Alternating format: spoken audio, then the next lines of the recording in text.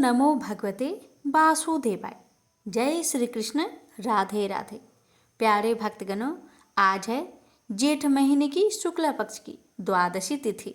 आज जिन लोगों ने कल निर्जला एकादशी का व्रत रखा था वो व्रत को तोड़ेंगे यानी पारण करेंगे। आज के दिन इन कथाओं के श्रवण करने से व्रत का पूर्ण फल प्राप्त होता है। द्वादशी की व्रत कथा। द्वादशी पर भगवान विष्णु की पूजा करने का महत्व बताया गया है। इस तिथि पर भगवान विष्णु के 12 नामों से पूजा करनी चाहिए।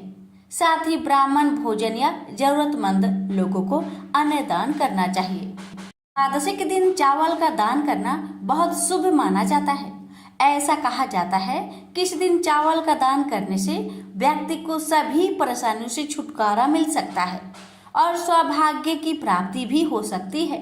इतना ही नहीं, एकादशी की अगले दिन यानी द्वादशी के दिन चावल का दान करने से दुगने फल की प्राप्ति होती है।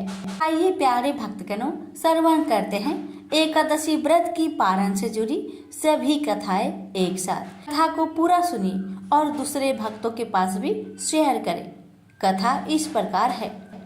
एक बार राधा रानी जी सखी से बोली, सखी तुम श्री कृष्ण की प्रसन्नता के लिए किसी देवता की ऐसा पूजा बताओ जो परम सौभाग्य वर्धक हो। तब समस्त सखियों में श्रेष्ठ चंद्रनन्ना ने अपने हृदय में एक क्षण तक कुछ विचार किया। फिर बोली, चंद्रनन्ना ने कहा, राधे परम सौभाग्यदायक और श्री कृष्ण की भी प्राप्ति के लिए वरदायक व्रत तुलसी की सेवा। तुम्हें तुलसी का सेवा का ही नियम लेना चाहिए, क्योंकि तुलसी का यदि स्पर्श अथवा ध्यान, नाम, संकीर्तन, आरोपण, सिंचन किया जाए तो महान पुण्यप्रद होता है। राधे जो प्रतिदिन तुलसी की 9 प्रकार से भक्ति करते हैं वे कोटि सहस्त्र योग तक अपने उस सत्कृत्य का उत्तम फल भोगते हैं। मनुष्य की लगाई हुई तुलसी जब तक शाखा पर शाखा, बीज, पुष्प और सुंदर दलों के साथ पृथ्वी पर बढ़ती रहती है, तब तक उनके वंश में जो जो जन्म लेता है वो सभी हो 1000 कल्पों तक श्री हरि के धाम में निवास करते हैं। जो तुलसी मंजरी सिर पर रखकर प्राण त्याग करता है वो सैकड़ों पापों से युक्त क्यों न हो, यमराज उसकी ओर देख भी नहीं सकता। इस प्रकार चंद्रनन्ना की कही बात सुनकर राजेश्वरी श्री राधा ने साक्षात श्री हरि को संतुष्ट करने वाले तुलसी सेवन का व्रत आरंभ किया। केतकी वन में 100 हाथ गोलाकार भूमि पर बहुत ऊंचा और अत्यंत मनोहर श्री तुलसी का मंदिर बनवाया, जिसकी दीवार सोने से जड़ी थी और किनारे किनारे पद्म राग मणि लगी थी। वह सुंदर सुंदर पन्ने हीरे और मोतियों के परकोटे से अत्यंत सुशोभित था और उसके चारों ओर परिक्रमा के लिए गली बनाई गई थी, जिसकी भूमि चिंतामणि से मंडित थी। ऐसे तुलसी मंदिर के मध्य भाग में हरे पल्लवों से सुशोभित तुलसी की स्थापना करके श्री राधा ने अभिजीत मुहूर्त में उनकी सेवा पारण की। व्रत आरंभ करके उन्होंने प्रत्येक मास पृथक पृथक रस से तुलसी को सींचा। कार्तिक महीने में दूध से सींचा, मार्गशीर्ष मास में ईख के रस से सींचा, पौष में दक्षरा रस से, माघ में 12 मासी आम के रस से, फाल्गुन मास में अनेक वस्तुओं से मिश्रित मिश्री के रस से और चैत्र मास में पंचामृत से सींचा और वैशाख कृष्ण प्रतिपदा के दिन उद्यापन का उत्सव किया। उन्होंने 2 लाख ब्राह्मणों को 56 भोगों से तृप्त करके वस्त्र और आभूषणों के साथ दक्षिणा दी। मोटे मोटे दिव्य मोतियों का एक भार और स्वर्ण का एक कोटि भार श्री गंगाचार्य को दिया। उस समय आकाश से देवता तुलसी मंदिर पर फूलों की वर्षा करने लगे। उसी समय स्वर्ण सिंहासन पर विराजमान हरिप्रिया तुलसी देवी प्रकट हुई। उनके 4 भुजाएं थी, कमल दल के समान विशाल नेत्र थे, 16 वर्ष की सी अवस्था और श्याम कांति थी। मस्तक पर हेममय किरीट प्रकाशित था। और कानों में कांचनमयी कुंडल झलमला रहे थे। गरुड़ से उतरकर तुलसी देवी ने रंगवल्ली जैसे श्री राधा जी को अपनी भुजाओं से अंक में भर लिया और उनके मुख चंद्र का चुम्बन किया। तुलसी बोली, कलावती राधे, मैं तुम्हारी भक्ति से प्रसन्न हूँ। यहाँ इंद्रिय, मन, बुद्धि और चित्त द्वारा जो जो मनोरथ तुमने किया है वह सब तुम्हारे सम्मुख सफल हो। इस प्रकार हरिप्रिया तुलसी को प्रणाम करके वृषभानु नंदिनी राधा ने उनसे कहा, देवी, गोविंद के युगल चरणों में मेरी अहेतु की भक्ति बनी रहे। तब तथास्तु कहकर हरिप्रिया अंतर्ध्यान हो गई। इस प्रकार पृथ्वी पर जो मनुष्य श्री राधा जी के इस विचित्र उपाख्यान को सुनता है वह भगवान को पाकर कृत्य कृत्य हो जाता है। प्रेम से बोलिए तुलसी माता की जय। एक ब्राह्मण था, वह प्रतिदिन मंदिर जाता था। वह प्रतिदिन तुलसी माता का पूजा करता था। वह तुलसी माता से प्रतिदिन प्रार्थना करता था कि हे तुलसी महारानी, मेरे को आनंद करना। तुलसी माता ने सोचा कि यह ब्राह्मण तो बहुत सीधा है और गरीब है और प्रतिदिन मेरी पूजा पाठ करता है। मैं इसके लिए कुछ न कुछ करना चाहती हूँ। तुलसी महारानी ने क्या किया, एक कन्या का रूप बनाकर बैठ गई और उस ब्राह्मण को बोली कि ब्राह्मण, मैं तेरा घर आना चाहती हूँ। ब्राह्मण ने सोचा कि मेरी 6 लड़कियां तो पहले से ही है और 7 लड़कियों का मैं कैसे पालन पोषण करूँगा, लड़कियों की शादी कैसे कराऊंगा, मेरे पास तो कुछ ऐसा भी नहीं है। यह विचार करके वह बहुत परेशान रहने लगा। उसको अब तो खाना पीना भी नहीं भा रहा था। उसकी पत्नी ने एक दिन कहा, क्या बात है, आजकल आप बहुत दुखी रहते हैं, क्या कोई परेशानी है, मुझे बताइए। तो इस पर ब्राह्मण बोला कि मैं रोज मंदिर जाता हूँ, वहाँ पर एक छोटी सी सुंदर कन्या बैठी रहती है और वह मुझसे कहती है कि ब्राह्मण, मैं आपके घर आऊंगी। यही सोचकर मैं काफी परेशान रहने लगा हूँ। मेरी तो पहले से ही 6 लड़कियां हैं, अगर उसे लेकर चलाऊंगा तो 7 लड़की हो जाएगी, फिर मैं सबका पालन पोषण कैसे करूंगा। ब्राह्मणी बोली, अरे इसमें परेशान होने की क्या बात है, आ रही है तो आने दो। ब्राह्मण बोला कि पहले से ही अपने 6 लड़कियां तो है ही, उनकी भी तो अपनी शादी भी करवानी है। तो इस पर ब्राह्मणी बोली कि अरे ये तो कोई बात नहीं है, अपनी 6 लड़कियां की शादी करवाएंगे, वैसे ही 7वीं की भी करवा देंगे। अपन 7 लड़कियों की शादी साथ में करवा देंगे। अगले दिन जब वो ब्राह्मण मंदिर गया तो उस छोटी कन्या ने पूछा, ब्राह्मण, मैं आपके घर आऊं? तो ब्राह्मण बोला, हाँ चल बेटा चल। उनको वो अपने घर लेकर आ गया। इसी माता के कन्या के रूप में ब्राह्मण के घर में आने पर घर आनंद ही आनंद हो गया। घर में लक्ष्मी की बारिश हो गई। जब ब्राह्मण 7 कन्याओं की शादी के लिए वर ढूंढने जाने लगे तो उस छोटी सी कन्या ने कहा कि मेरे तो शालिग्राम जी के मंदिर में जाकर शालिग्राम जी को बोलना कि वह बारात लेकर आए। मेरी 6 बहनों के लिए आप अपने इच्छा अनुसार वर ढूंढ लेना। तुलसी महारानी के मेहरबानी से, उनकी कृपा से उसके तो सब जेवर, कपड़ा, खाना सब तैयार हो गए और अच्छी धूमधाम से उनकी शादी भी हो गई। और उस ब्राह्मण के तुलसी माता टुटमान हुई। तुलसी माता, जैसे आप ब्राह्मण पर अपनी कृपा बरसाए वैसे हम पर भी कृपा बरसाना, और जैसे आनंद ब्राह्मण के करा वैसे हम सब की करना। प्रेम से बोलिए तुलसी महारानी की जय। तुलसी से जुड़ी एक कथा बहुत प्रचलित है। श्रीमद् देवी भागवत पुराण में इनके अवतरण की दिव्य लीला कथा भी बनाई गई है। एक बार शिव ने अपने तेज को समुद्र में फेंक दिया था। उससे एक महातेजस्वी बालक ने जन्म लिया। यह बालक आगे चलकर जलंधर के नाम से पराक्रमी दैत्य राजा बना। इसकी राजधानी का नाम जलंधर नगरी था। दैत्यराज कालनेमि की कन्या वृंदा का विवाह जलंधर से हुआ। जलंधर महाराक्षस था। अपनी सत्ता के मद में चूर उसने माता लक्ष्मी की पाने की कामना से युद्ध किया, परंतु समुद्र से ही उत्पन्न होने के कारण माता लक्ष्मी ने उसे अपने भाई के रूप में स्वीकार किया। वहां से पराजित होकर वह देवी पार्वती को पाने की लालसा से कैलाश पर्वत पर गया। भगवान देवाधिदेव शिव का ही रूप धरकर माता पार्वती के समीप गया, परंतु माँ ने अपने योग बल से उसे तुरंत पहचान लिया तथा वहां से अंतर ध्यान हो गई। देवी पार्वती ने क्रोध होकर सारा वृत्तांत भगवान विष्णु को सुनाया। जलंधर की पत्नी वृंदा अत्यंत पतिव्रता स्त्री थी। उसी के पतिव्रत धर्म की शक्ति से जलंधर न तो मारा जाता था और न ही पराजित होता था।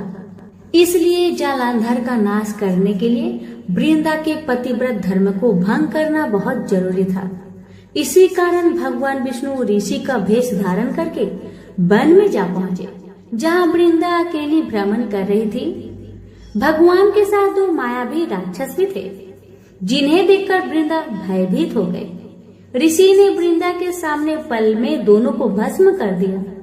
उनकी शक्ति देखकर वृंदा ने कैलाश पर्वत पर महादेव के साथ युद्ध कर रहे अपने पति जलंधर के बारे में पूछा। ऋषि ने अपने माया जाल से दो बानर प्रकट किए। एक बानर के हाथ में जलंधर का सिर था तथा दूसरे के हाथ में धड़। अपने पति की यह दशा देखकर वृंदा मूर्छित होकर गिर पड़ी। होश में आने पर उन्होंने ऋषि रूपी भगवान से विनती की कि वह उसके पति को जीवित करे। भगवान ने अपनी माया से पुनः जलंधर का सिर धड़ से जोड़ दिया, परंतु स्वयं भी वह उसी शरीर में प्रवेश कर गए। वृंदा को इस छल का जरा भी आभास न हुआ। जलंधर बने भगवान के साथ वृंदा पतिव्रता का व्यवहार करने लगी, जिससे उसका अस्तित्व भंग हो गया। ऐसा होते ही वृंदा का पति जलंधर युद्ध में हार गया। इसी सारे लीला का जब वृंदा को पता चला तो उसने क्रोध होकर भगवान विष्णु को शीला होने का श्राप दे दिया तथा स्वयं सती हो गई।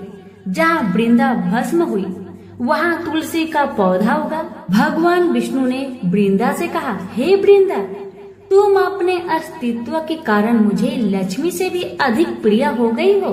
अब तुम तुलसी के रूप में सदा मेरे साथ रहोगी। जो मनुष्य भी मेरे शालिग्राम रूप के साथ तुलसी का विवाह करेगा उसे इस लोक और परलोक में विपुल यश प्राप्त होगा।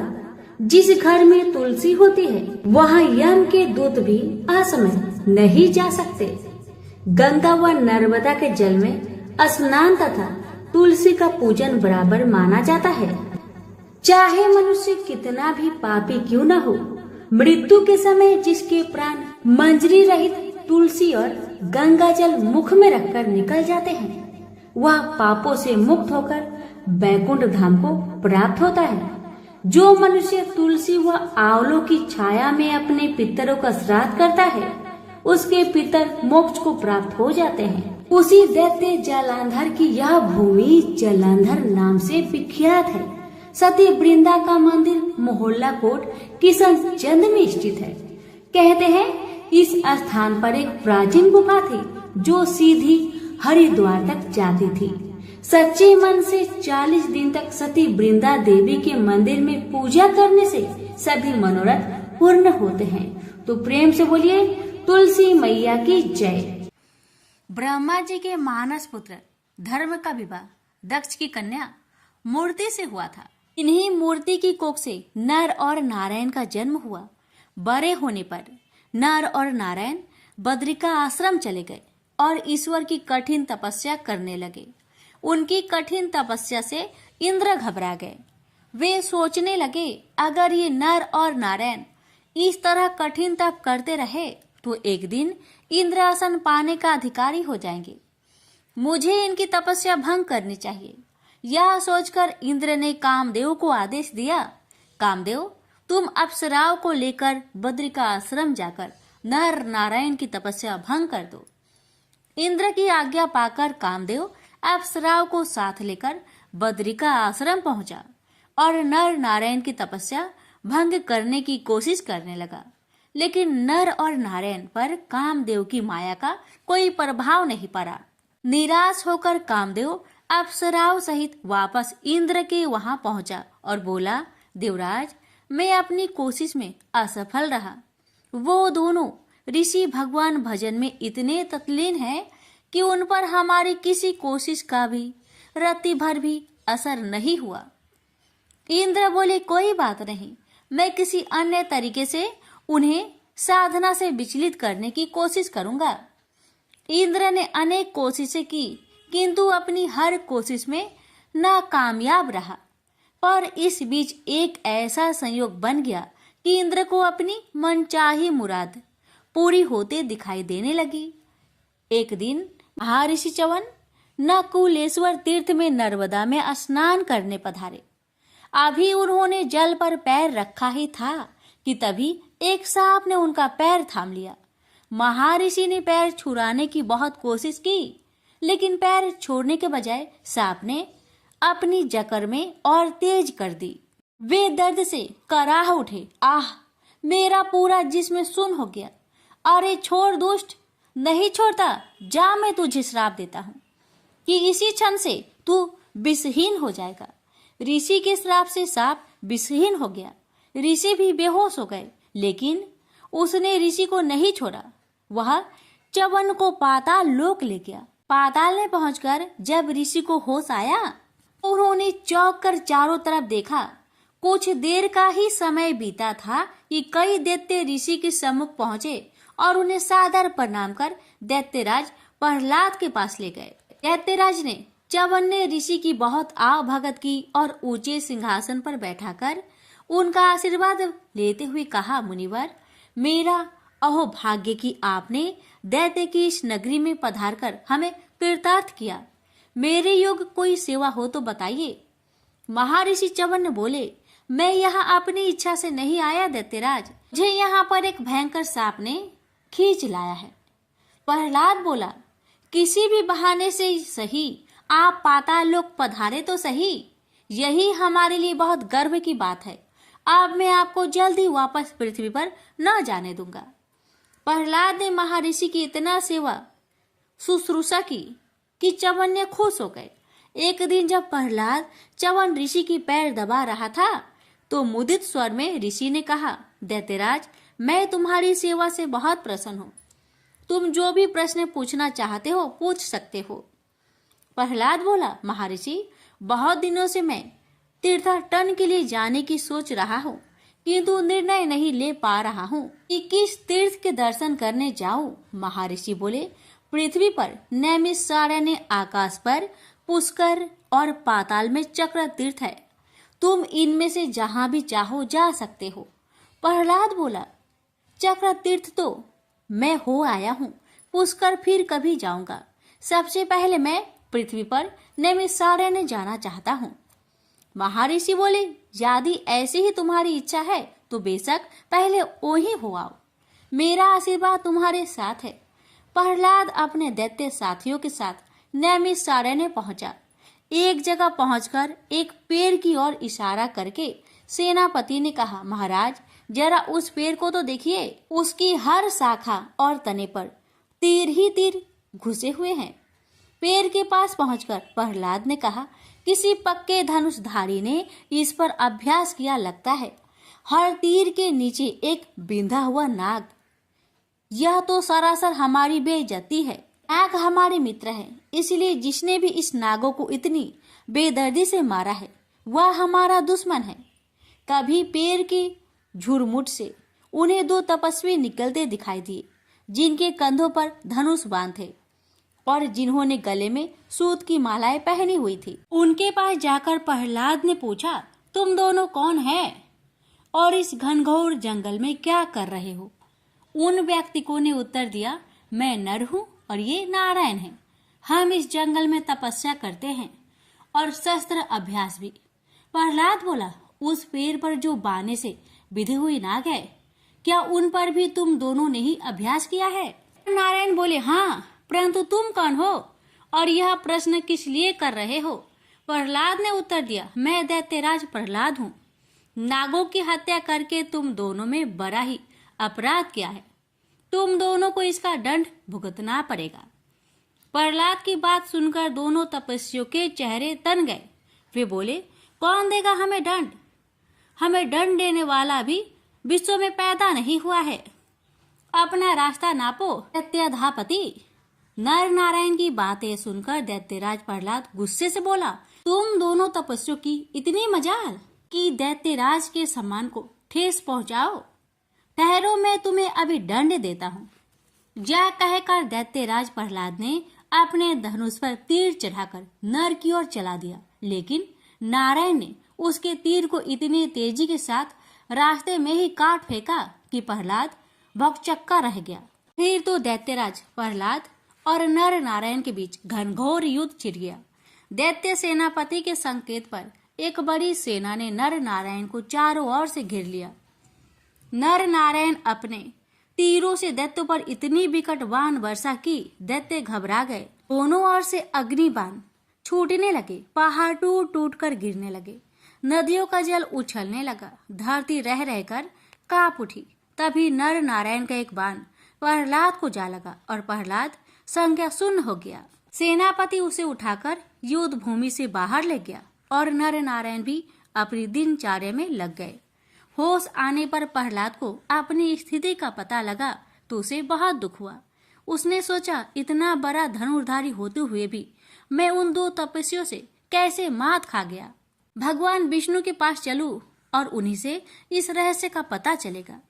यह सोचकर प्रहलाद भगवान विष्णु के पास पहुंचा और बोला, देव, आपका परम भक्त और अस्त्र शस्त्र चालन में प्रवीण होते हुए भी उन दो तपस्वियों ने मुझे कैसे हरा दिया? मैं इस रहस्य को जानना चाहता हूँ। विष्णु बोले, प्रहलाद, तुम तो सिर्फ मेरे भक्त ही हो, किंतु वे दोनों तो मेरे ही स्वरूप है।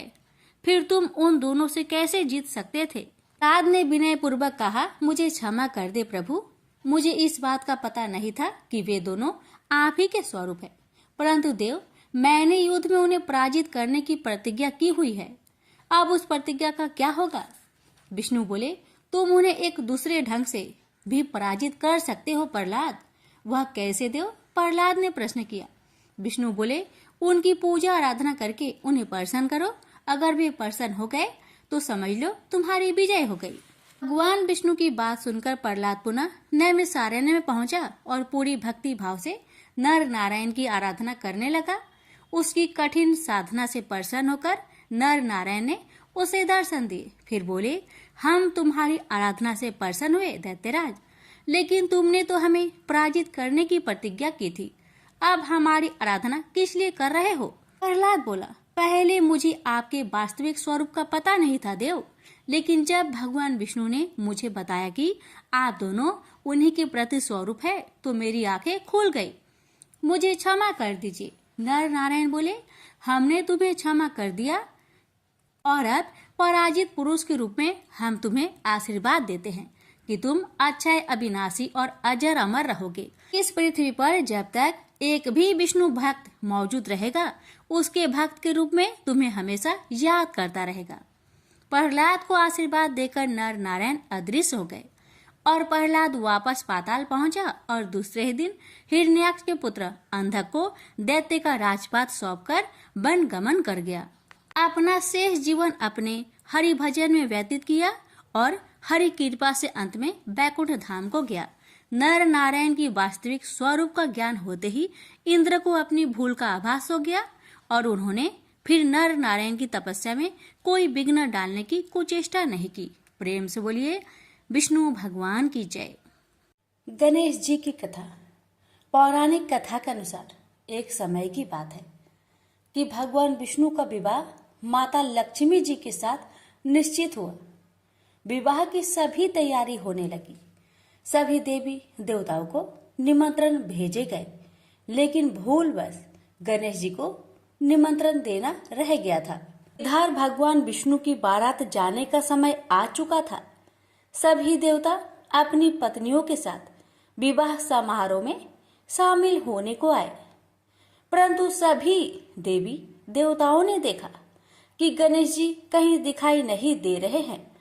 तब उन सभी ने आपस में चर्चा की, क्या गणेश जी को नहीं न्योता दिया गया या गणेश जी ही नहीं आए हैं। सभी को इस बात पर बहुत आश्चर्य हुआ। इस बात पर उन सभी ने विष्णु भगवान से ही इसका कारण पूछा। विष्णु भगवान से पूछने पर उन्होंने कहा कि हमने गणेश जी के पिता भोलेनाथ, महादेव और माता पार्वती को न्योता भेजा था। यदि गणेश जी अपने पिता के साथ आना चाहते तो आ जाते, अलग से उन्हें न्योता देने की कोई आवश्यकता भी नहीं थी। दूसरी बात यह है, उनको खाने में 1.25 मन मूंग, 1.25 मन चावल, 1.25 मन घी और 1.25 मन लड्डू का भोजन चाहिए। यदि गणेश जी नहीं आएंगे तो कोई बात नहीं, दूसरे के घर जाकर इतना सारा खाना पीना अच्छा भी नहीं लगता। इतना वार्ता कर ही रहे थे कि किसी एक ने सुझाव दिया, यदि गणेश जी आते तो उनको द्वारपाल बनाकर बैठा सकते थे कि आप घर की याद रखना। आप तो चूहे पर बैठकर धीरे धीरे चलोगे तो बारात में बहुत पीछे रह जाओगे। यह सुझाव सबको पसंद आ गया तो फिर विष्णु भगवान ने भी अपनी सहमति दे दी। तब गणेश जी को निमंत्रण देकर आमंत्रित किया और उनको समझा बुझाकर घर की रखवाली करने को बैठा दिया गया। बारात चल दी। तब नारद जी ने देखा कि गणेश जी तो दरवाजे पर ही बैठे हुए हैं, तो वे गणेश जी के पास गए और रुकने का कारण पूछा। गणेश जी कहने लगे कि विष्णु भगवान ने मेरा बहुत अपमान किया है। नारद जी ने कहा कि आप अपनी मूषक सेना आगे भेज दो तो वह रास्ता खोद देगी, जिससे उनके वाहन धरती में धंस जाएंगे। तब आपको सम्मान पूर्वक बुलाना पड़ेगा। अब तो गणेश जी ने अपनी मूषक सेना को आदेश दिया, जाओ, और सेना ने जमीन पोली कर दी। जब बारात वहां से निकली तो रथों के पहिए धरती में धंसने लगी। लाख कोशिश की परंतु पहिए नहीं निकले। सभी ने अपने अपने उपाय किए परंतु पहिए तो नहीं निकले, बल्कि जगह जगह से टूटने लगे। किसी को समझ में नहीं आ रहा था कि अब क्या किया जाए। तब तो नारद जी ने आकर कहा, आप लोगों ने गणेश जी का अपमान किया, जिस कारण यह विघ्न आ रहे हैं। यदि उन्हें मनाकर लाया जाए तो आपका कार्य सिद्ध हो सकता है और यह संकट टल सकता है। शंकर भगवान ने अपने दूत नंदी को भेजा और वे गणेश जी को लेकर आए। गणेश जी का आदर सम्मान के साथ पूजन किया गया। फिर रथ के पहिए निकलने लगे और यह संकट टल गया। अब रथ के पहिए निकल तो गए परंतु वे टूट फूट गए थे, तो उन्हें सुधारे कौन। पास के खेत में एक खाती काम कर रहा था। उसे बुलाया गया। खाती अपना कार्य करने से पहले श्री गणेशाय नमः कहकर गणेश जी की वंदना मन ही मन करने लगा। देखते ही देखते खाती ने सभी पहियों को ठीक कर दिया। तब खाती कहने लगा कि हे देवताओं, आपने सर्वप्रथम गणेश जी को नहीं मनाया होगा और न ही उनकी पूजन की होगी, इसलिए तो आपके साथ यह संकट आया है। मैं तो मूर्ख अज्ञानी हूँ, फिर भी पहले गणेश जी को पूजते हैं, उनका ध्यान करते हैं। आप लोग तो देवगण हैं, फिर भी आप गणेश जी को कैसे भूल गए। अब आप लोग भगवान श्री गणेश जी की जय बोलकर जाए तो आपके सब काम बन जाएंगे और कोई संकट भी नहीं आएगा। ऐसा कहते हुए बारात वहां से चल दी और विष्णु भगवान का लक्ष्मी जी के साथ विवाह संपन्न करा के सभी सकुशल घर लौट आए। हे गणेश जी महाराज, आपने विष्णु को जैसा कार्य सरियो ऐसा कार्य सबको सिद्ध करिजो। बोलिए गजानन भगवान की जय।